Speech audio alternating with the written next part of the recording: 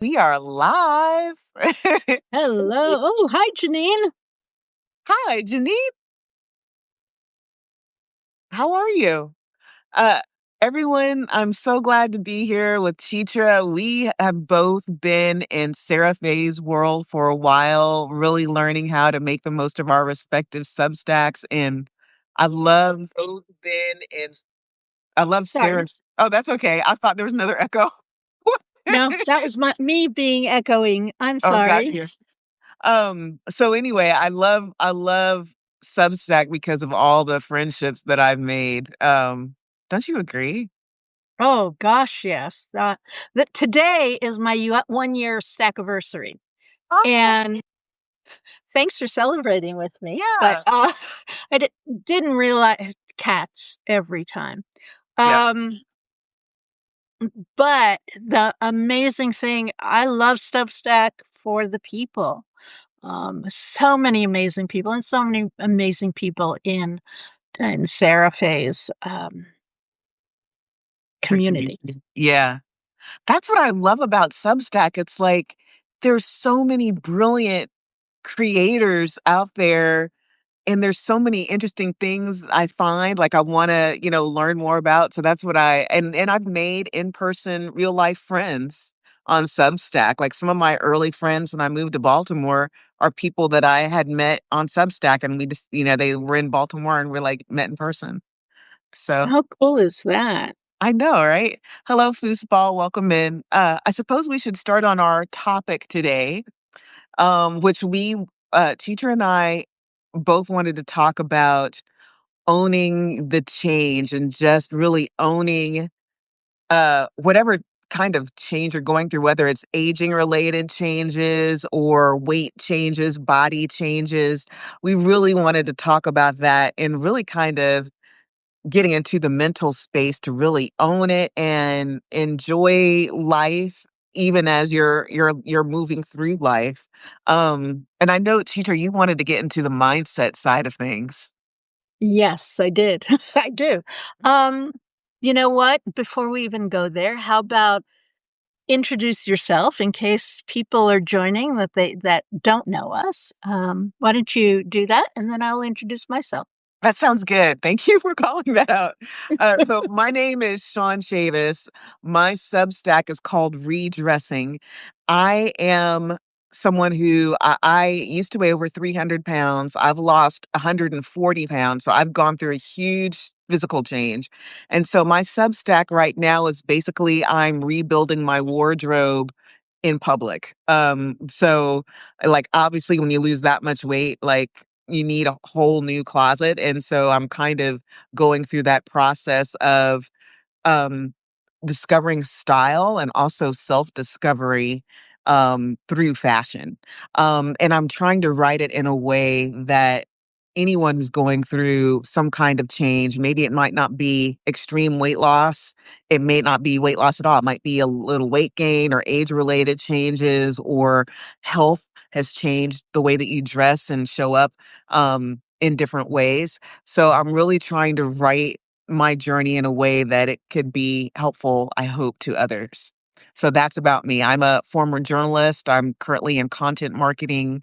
Um, and yeah, I've worked in food journalism and health journalism. So that's about me. And I want to thank you for inviting me here because I think you put out the 100 what are you calling it? 100, 100 cups of coffee. cups of coffee. And we have been talking for quite a while about getting together. But when you put out the 100 cups of coffee, I went ding, ding, ding. Let's really talk because, look, let me introduce myself while we're at it. So my name is Chitra. I'm a doctor of Ayurveda. I specialize in women's health, specifically peri through postmenopause and beyond.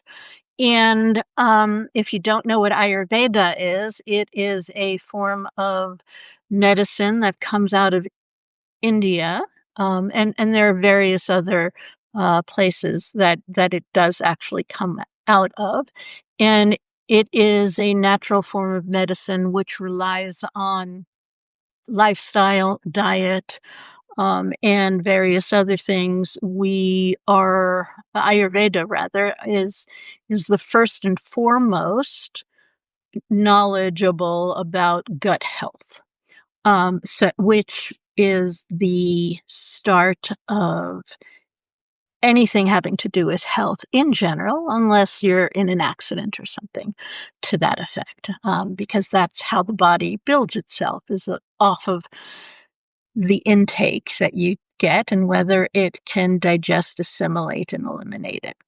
So that's me and Ayurveda, and I write a Substack called Art of Menopausing, and that's it. So, what would you like to know?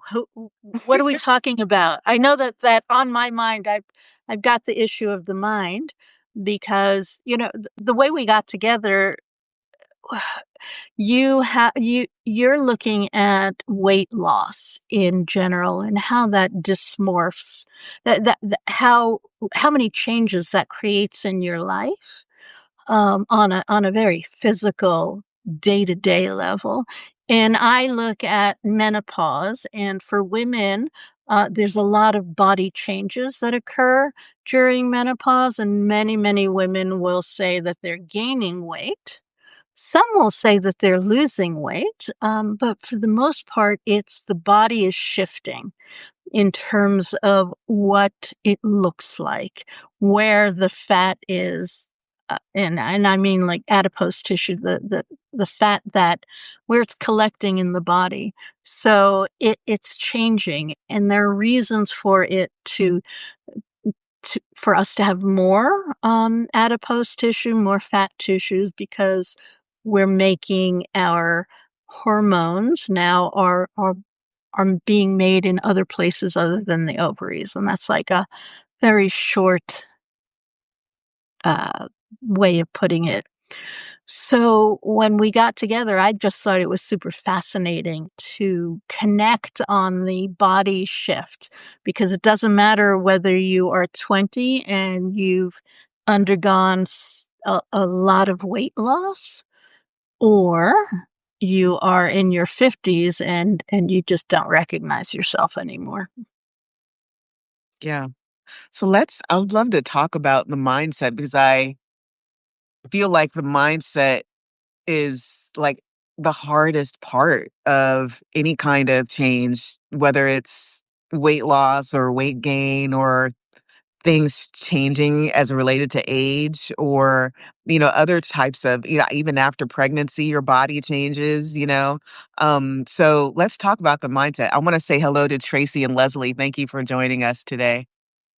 Yes, and if you guys have any questions or thoughts, feel free to put it into the chat, and hopefully we can make this more than just a two-way discussion.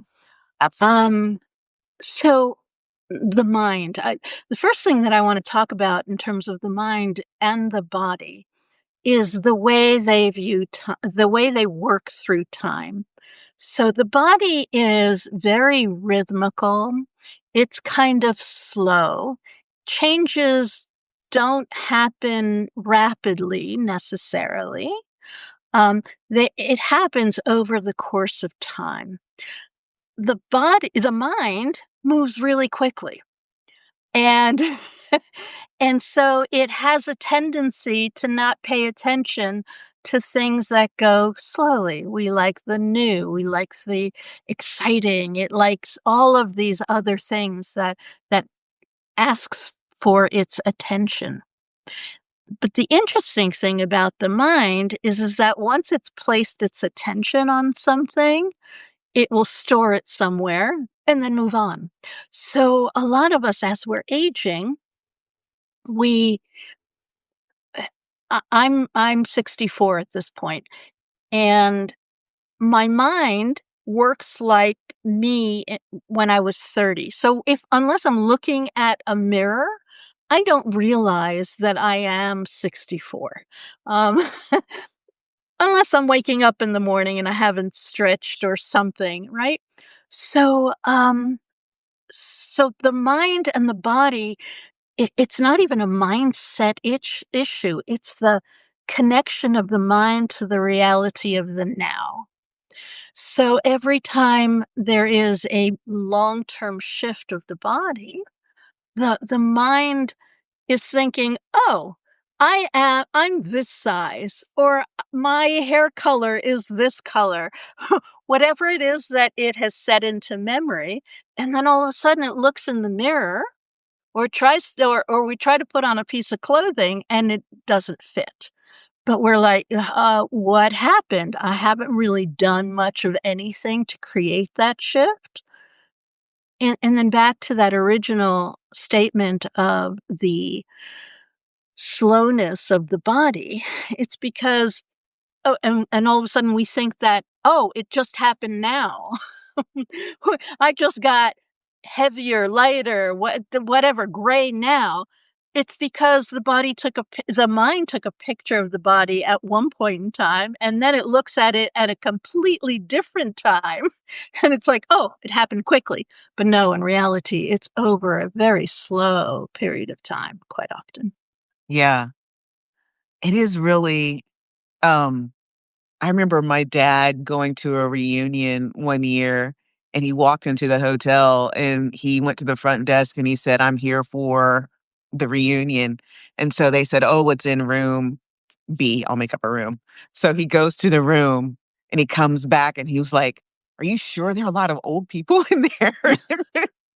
And I think, like, that just kinda speaks to how our minds even sometimes I think, like, when you think about friends that you've had in your life for a long time and maybe you haven't seen them for a while, and even ourselves, like, we have a picture in our heads of what we look like and, like, how we remember people, and accepting that change can be a little stunning.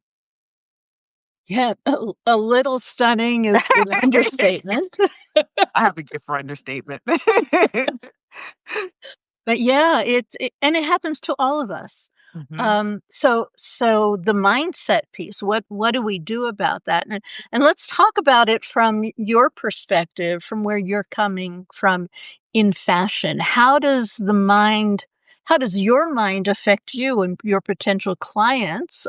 How does that work when you're going for fashion and things like that? Yeah. Just for me personally and the people that I feel I can help most. So, as I mentioned earlier, I had obesity all my life. At my max, I weighed 304 pounds. And I decided to have weight loss surgery. And then I also took medication, still do. So I've lost 140 pounds, so almost half of my weight. And it really I know this sounds so vain, but it's funny because when I was heavy, I would try to envision myself smaller, and some people I don't think this is true now, but it used to be like people would try to motivate you to lose weight by saying, "Visualize yourself at a smaller size."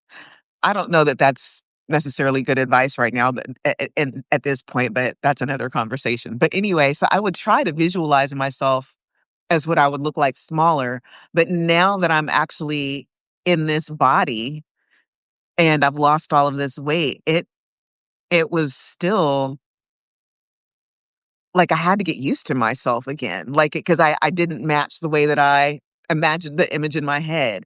I spent quite a bit of time in front of the mirror going, "Okay," that like, there were moments I walked past the mirror and I was like, "Is that me?" Or just, really kind of getting used to me and then just like, rethinking my posture and, just really kind of getting reacquainted with my physical self.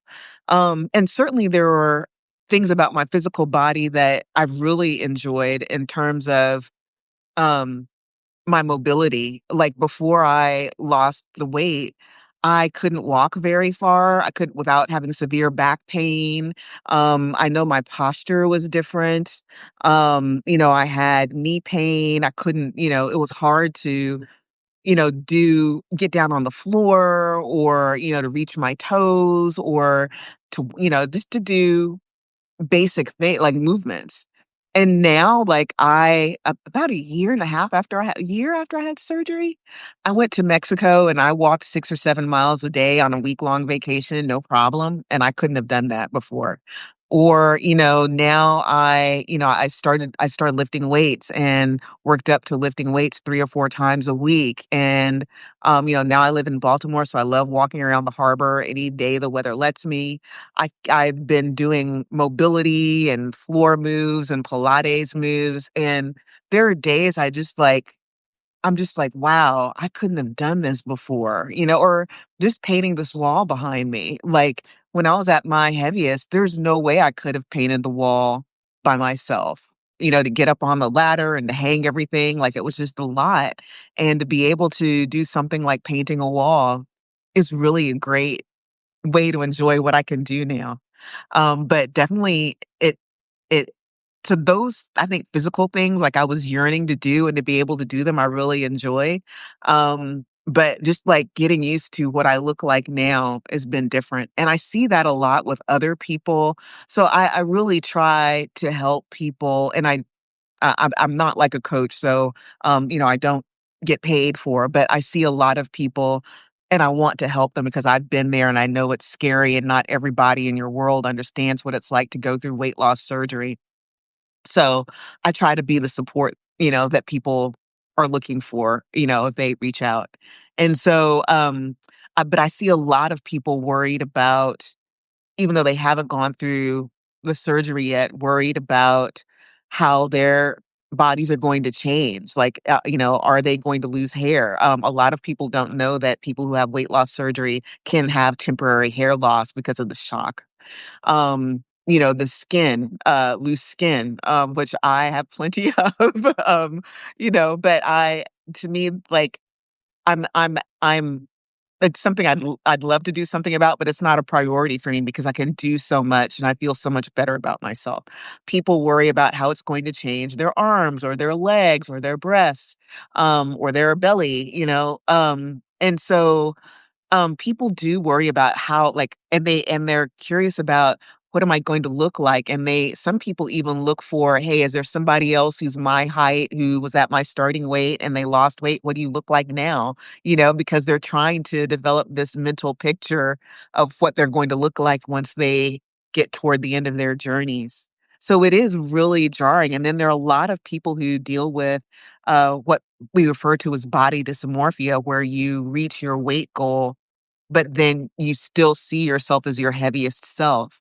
And, that can actually be a mental health issue that, um, may need professional care, and professional, um, like therapy or some kind of professional intervention, because it can be um, such a traumatic experience for people to have a smaller body, but they're used to seeing themselves, and when they look in the mirror even, they don't even, they still see themselves at their larger body. So, the mind is very complex.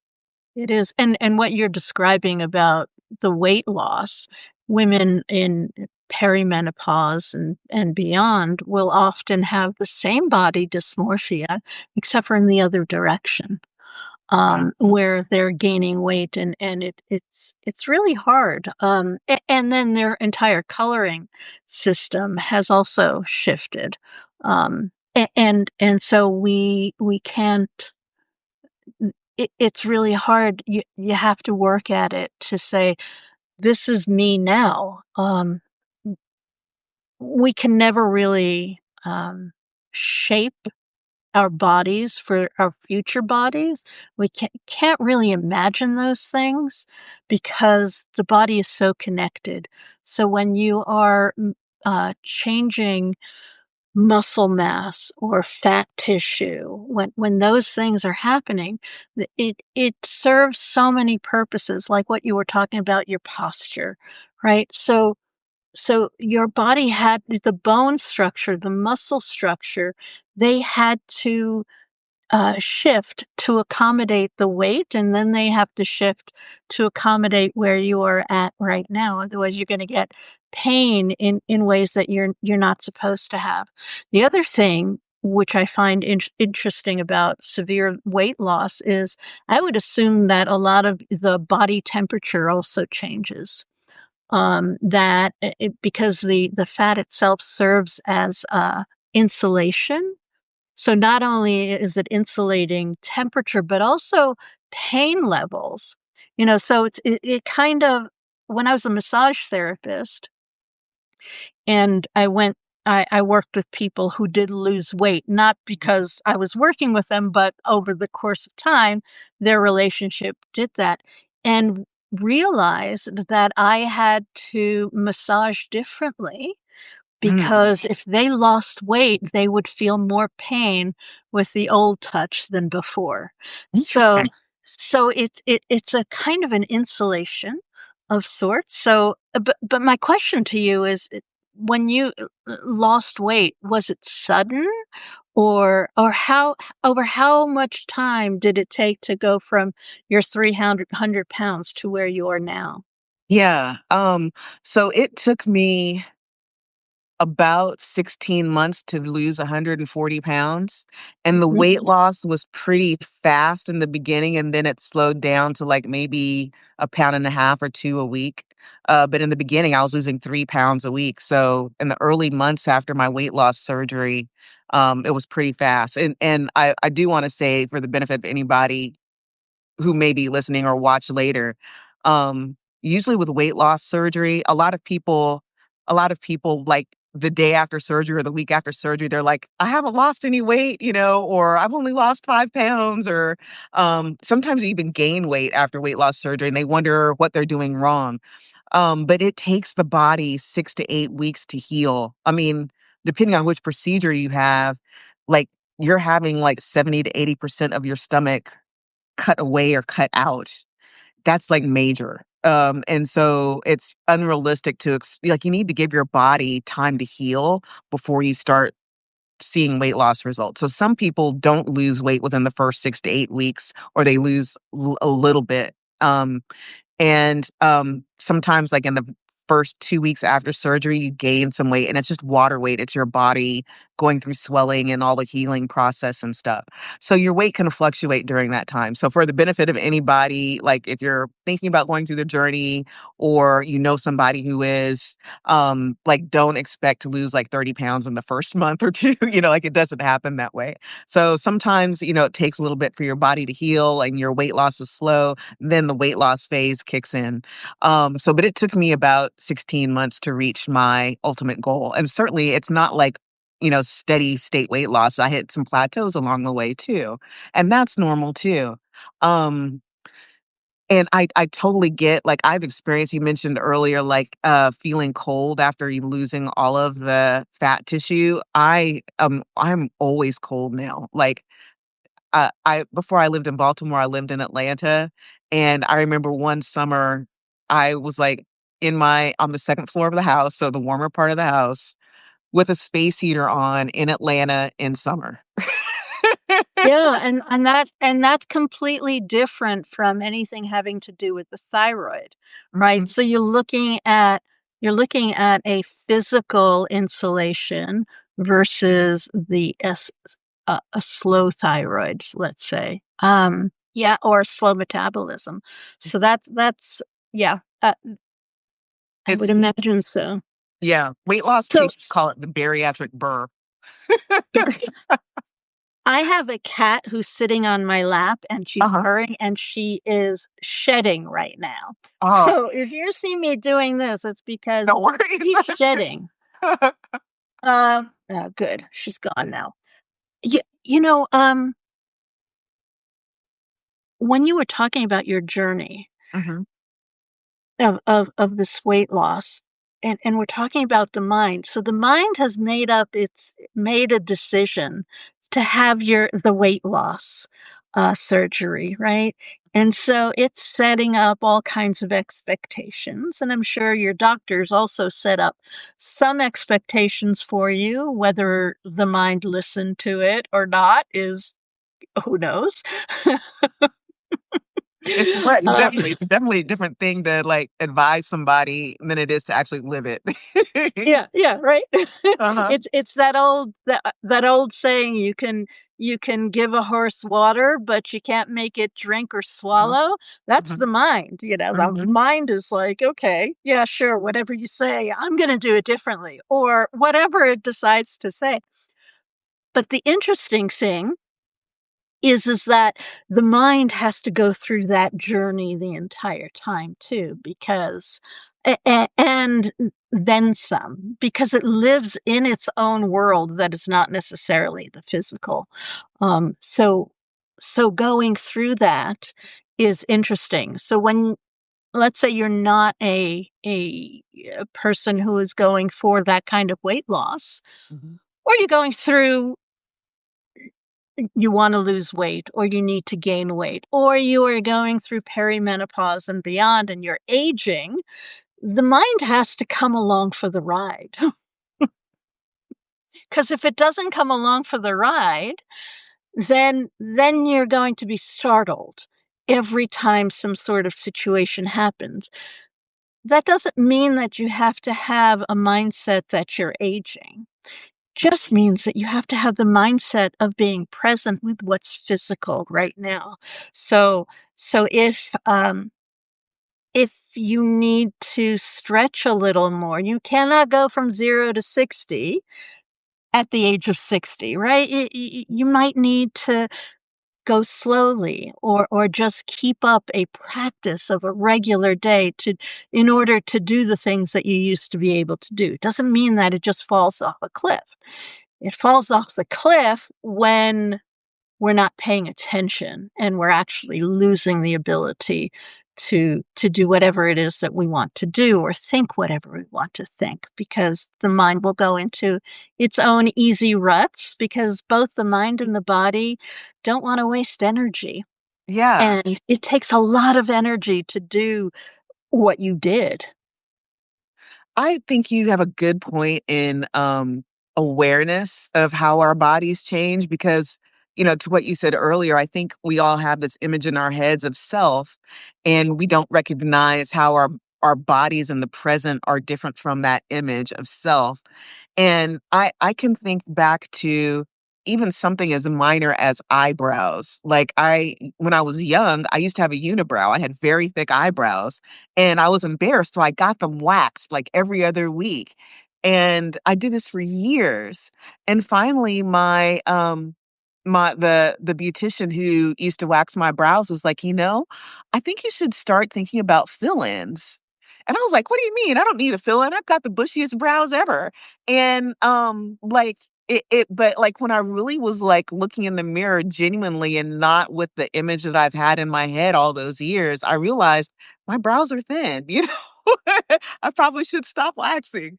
And I think it's like there's so many changes we go through like that. Like, I don't think we always realize how our muscle mass is changing. I think we all think of ourselves as like our 25 or 30-year-old self.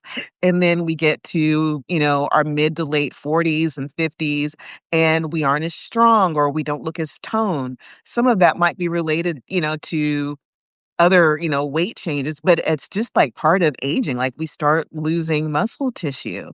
And you may not be able to, you may not look the same. You may not, be able to do the same things you're doing that you have been doing. Flexibility changes. So I think in our society, it's so hard to, like, you really have to be intentional about taking out a moment to be present with yourself and to really kind of acknowledge and be self-aware of how your body's changing.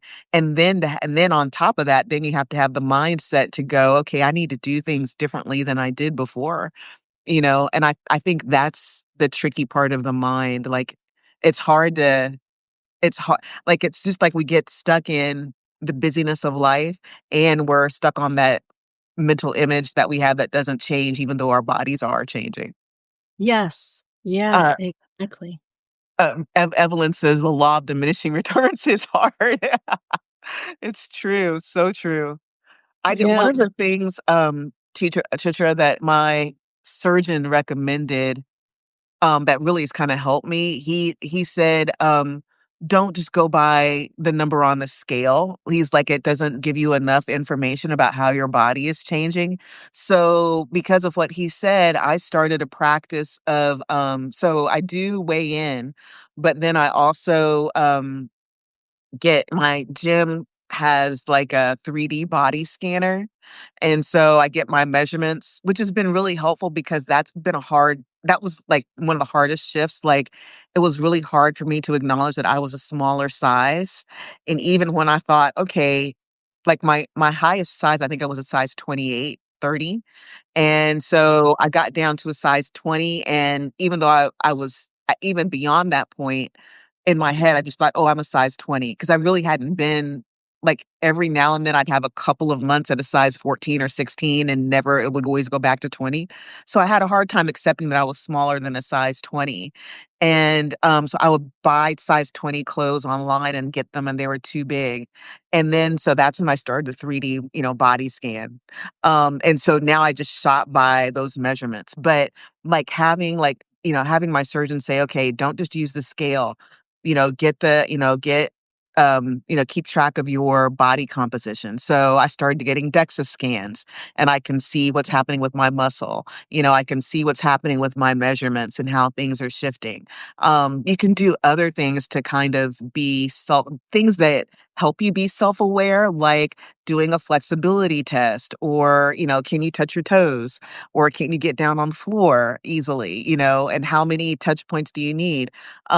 Or, um, how long does it take you to walk a mile? And or, what's your walking stability like? Like those things, and not really to judge yourself, but just to kind of see where you are, and how you might want to change your routines and the things that you do. Um, I think those things can kind of help give us moments of awareness. I don't Yeah, think it should be the complete instrument of awareness, but I think it can help be like the entry point to awareness. absolutely. Any touchstone that you're in, that you can bring to the physical world, into the now, is going to help. Weight has never been really a measurement that makes full sense in terms of what the body is going through. Because you can have water weight is different, muscle mass is different from um, from fat tissue. Even bone structure has their own weight. And in Ayurveda, we have three different body types. And so there are three different uh, they're not even ideals, but three different measurements in Mhm, terms of what bone size you're going to have based on your bioenergetic archetypal constitution. So someone who is what we call kapha dosha is going to have larger bones in general. They're also going to have more mass in general. So they're naturally going to be heavier weight, right? And then there's the Vata person who's going to have very thin bones, and they're naturally going to be lighter. And so this standardization of weight is wonky. And I want to address what Tracy is talking about, because mhm. she absolutely right. This is why we decided to talk. She says that she's in denial the other way, always thin, finally accepted needed to change, actually 40 pounds heavier. And now I finally see it, and not in denial. Exactly. So women the other way around, they're holding on to their clothes. I know this one because this happened to me. Holding on to their clothes, and, and, and you can still fit into the clothes when you're 20 pounds heavier, but they just get tighter on you, and it just is not flattering at all. So you start seeing every roll and every jiggle in, let's say you're wearing t-shirts, or it's really a mindset change that needs to happen. And yeah, you go up a size. And in from Tracy's perspective, that's really because of perimenopause, where the body is actually shifting what it needs to do in order to live a longer life. It no longer needs to put all that energy into bringing a new life into the world. It needs to put the energy elsewhere. And in general, women will have more adipose tissue than men do. Uh, uh, uh, Leslie is hoping to fit into them again someday. Yeah. Um, so here's the funny thing about hoping to fit into old clothing. Uh, Unless there's a nostalgic, a revival of old clothing from 20 years ago, do you really want to fit into the old clothing? No, if you lose weight, you want to buy new clothes for the new body that you've got. So, anyhow, Yeah, I get that. I can't tell you how many what was one of the first things when I finally decided to pay attention to my closet, like, there were so many clothes that I cleaned out that were clothes that I was just like, I was holding on to them, hoping to fit into them again someday. And the weird thing is, like, they didn't fit right after I lost, like, like I had bought, like, especially I bought this one designer dress because before I had weight loss surgery, years about I'd say maybe 8 years before I had weight loss surgery, I went through OptiFast. I went through a medically supervised liquid diet program. I was on a liquid diet for 13 weeks.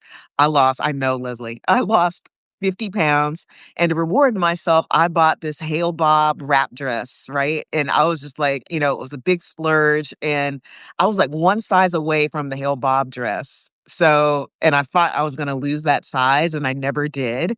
Like my body just stopped losing weight. And then after a while, I started regaining.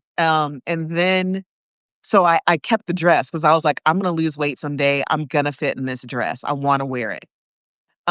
And so, like, I had been able to, like, right, Leslie? Like, so I'd been able to, like, wrap the dress, but it didn't fit right because it was, like, one size too small. So I was like, "I'm keeping this dress." So fast forward 10 years to after the point that I lost the weight from bariatric surgery, I finally could fit the dress. I could put on the dress, but it did not look the same, like, it had been 10 years. Things in my body had shifted, like, my hips, and backside were shaped differently. My breasts were shaped differently. Like it didn't fit the same. Like, and so, um, and it just didn't work. And so I kept that. I spent a lot of money on the dress. I kept it for years. I moved several times during that time. So I had taken it with me from place to place. And by the time I was able to wear it, it didn't fit. So, um, yeah. so it really, like, I think and my friend Nicole is such an advocate for finding clothes, trying them on, if you can make small alterations to help them fit you for who you are now, to do it. So that way it's like another way of self-care and acknowledging you and really, um, helping you express yourself in the best way for Right. who you are now. So clothes are never made for all women. The on the rack thing is insane, right? It drives us insane. There are just so many things in the fashion world that I've rebelled against. That from makeup to looking at wrinkles to all of those kinds of things. But um, so yeah, the body's just going to shift. It's your butt's not going to be as firm as it was before. It's going to feel like it's sliding down, maybe, whether have lost a lot of weight or not. So it makes no s- it makes sense to have some sort of different value system rather than putting it on the body, perhaps putting it on what you can learn or do or habits or people in your life, people who love you and you love them, rather than putting all the attention on the body. The body is a great thing to house the spirit and to allow you to have activities, but it's not. it's not a great thing to say this is the thing that's going to do the whatever. But it is a point of self-esteem too, because we're focused, we're taught to be focused on it so much. And then as we age, it changes, and there aren't very good models in terms of just being oneself in general. That, um, uh, when you were talking about the liquid diet, how long were you on that for? 13 weeks. Wow. So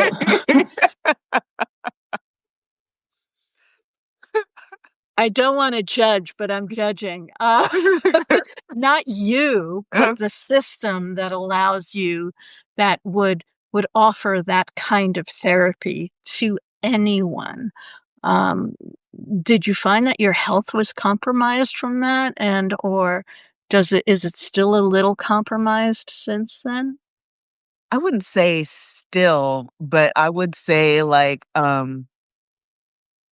I didn't have the energy like during, like, once I got a couple of weeks in, and it is a medically supervised diet, like, you only get, like, a week's supply of your liquid diet at a time, and that's because they wanna make you come in, and you have to get a blood test every week to make sure everything's okay, and it was a very low calorie liquid diet. It was 800 calories a day, so you do need medical. Thank you so much for joining us, Tracy, and we'll put the replay up, if you wanna come back and watch the rest.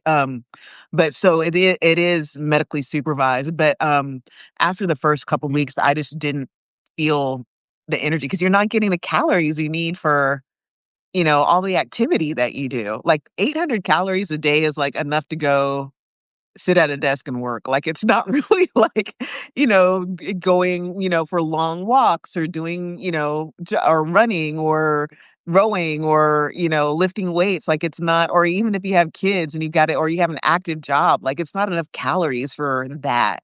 And so it can really sap your energy. Um, Yeah, I could, because I'm going through my Ayurvedic mind, mhm, and what happens with food, and um what nutrition actually is supposed to do for you, and whether it's caloric or not, or solid food versus not solid food. I understand having a an 800 calorie diet for someone who is sick, like they cannot digest any food. mhm. I get that, because you don't wanna burden the body with too many calories, but just needing just not having fiber for those many weeks, Oh I my can gosh. only imagine what it did to the elimination process, and then the question is what's happening with all of that when it's just sitting in the body, so it creates toxins in the body. There's just so many questions I would have, and that's why I question and judge the medical system for allowing someone who is relatively healthy and has a weight issue, to put them on something like that, rather than putting them on some sort of a diet that give the energy lack of energy is just like the final piece of not having those calories. There are all sorts of other functions that have to occur, like bone loss or bone production. Mhm. I mean, there's nerve nourishment. I mean, there's just so much brain health. There's just so much, and I'm sorry, I'm just like Yeah. flabbergasted. Well, no, those are all good points because I think once I finally decided to have weight loss surgery, everything you're saying, and those are all part of my experience, like, informed what kind of surgery program I was looking for. And I actually changed surgeons twice before I finally found my final surgeon. And here's the interesting thing. I used to be a cookbook editor. I've been to culinary school and I focused on healthy cookbooks and I really wanted, like, to make like I really wanted to focus on vegetables and lean proteins and like I wanted like whole foods, not the store, but I wanted like whole foods to be part of the way that I was going to eat for the rest of my life after having surgery. And I started with a surgeon in Atlanta, then I went to a surgeon in Oklahoma. I ended up with a surgeon in Mexico.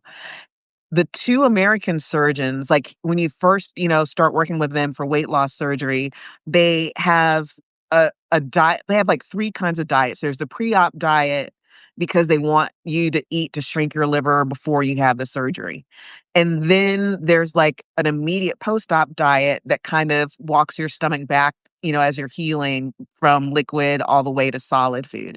And then there's the diet for the rest of your life. And so, they like, as part of onboarding, they kind of walk you through what all of those diets are gonna look like. And both of the American surgeons, the first one handed me like, a ring binder of here are all the products you can eat when you get to that maintenance diet. And it was all like protein shakes, protein powders, protein bars, protein water, protein snacks. And I just looked at it and I mean, it was like pages and pages. And I was just like, I didn't do this so I could eat processed food for the rest of my life, like, that's not how I wanna eat. And the same thing with the surgeon in Oklahoma, like, it was a different format that they presented it in, but it was all like, "Here are all the commercially produced products that you can eat once you get to your maintenance diet," and there really wasn't a lot of the second doctor did have some recipes that were contributed by some of his patients, but, a lot of it still was a lot of just, like, processed stuff. And so the surgeon in Mexico, their dietitian, her philosophy was that obesity is in part a disease of malnutrition and that, you have to nourish the body back to health.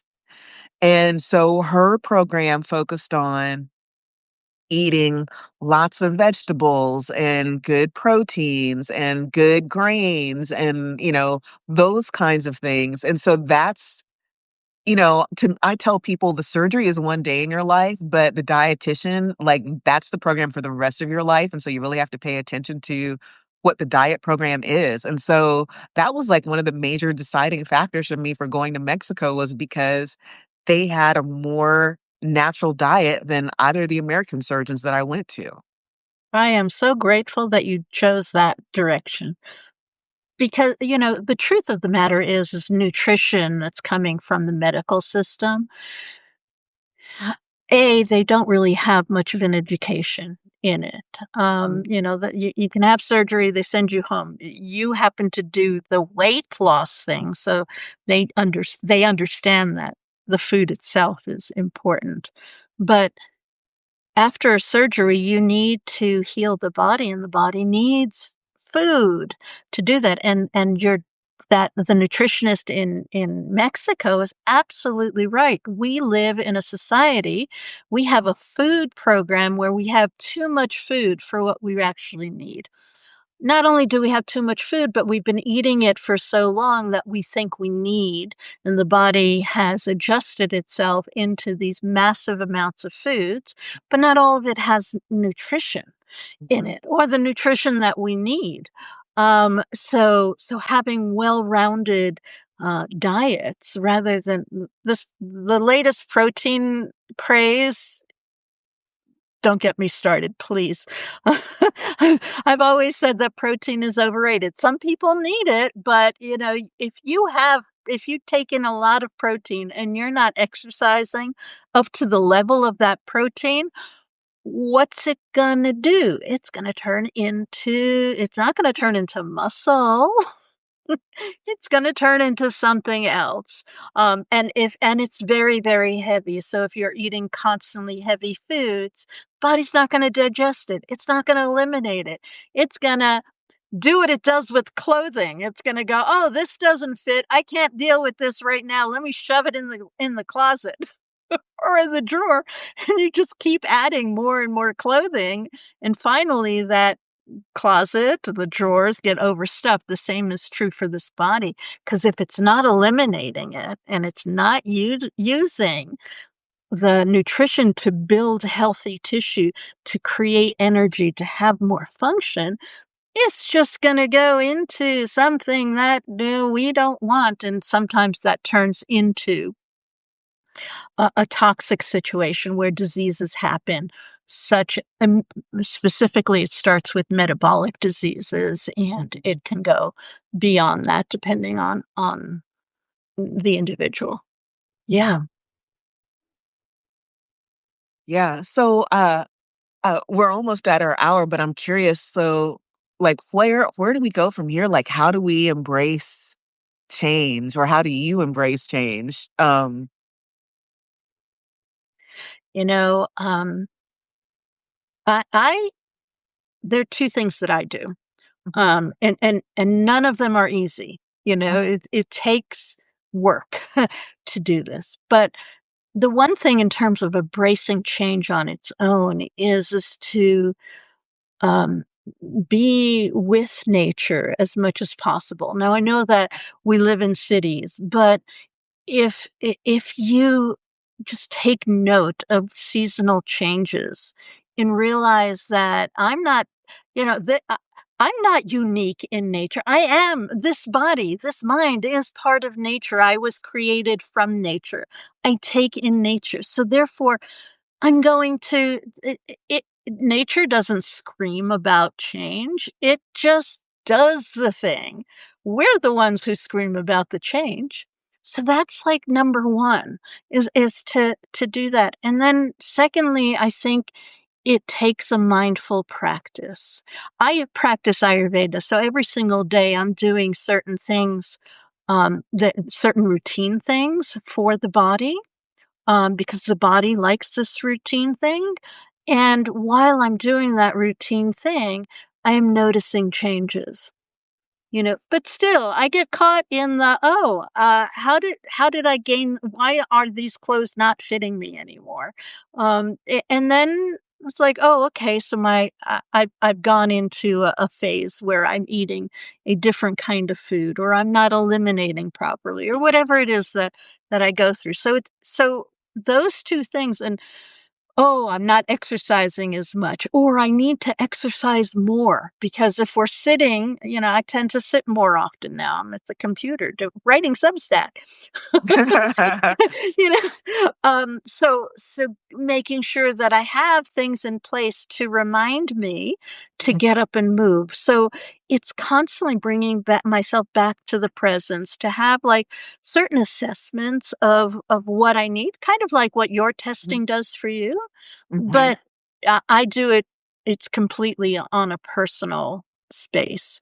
And I just kind of say, oh, okay, so this has changed. Is this a good change? Is it a bad change? Is it a natural change? If it's a natural change, then it's like, okay, fine, that works. So that's Yeah, what I do. yeah. I agree. I think my answer aligns with that. Like, I definitely have been, um becoming more appreciative of the things that I can do. And I think it is different for me in the sense that I, was losing mobility before I lost my weight, and now I've gained a lot of it back. And so I celebrate that.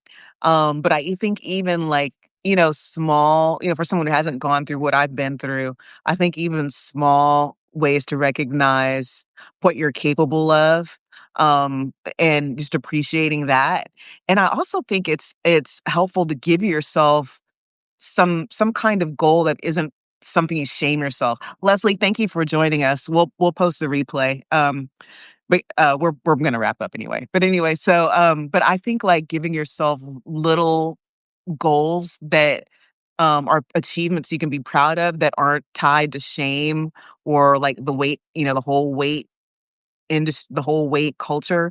Like, so I just moved to Baltimore in May, and I live right on the harbor, and there's like a 7-mile harbor trail, harbor promenade. And so I kind of gave myself like, oh, wouldn't it be cool to like be able to walk all 7 miles and see all sides of the harbor? Like it's not really tied to weight for me. It's just like an adventure. Like I want to go see the whole harbor.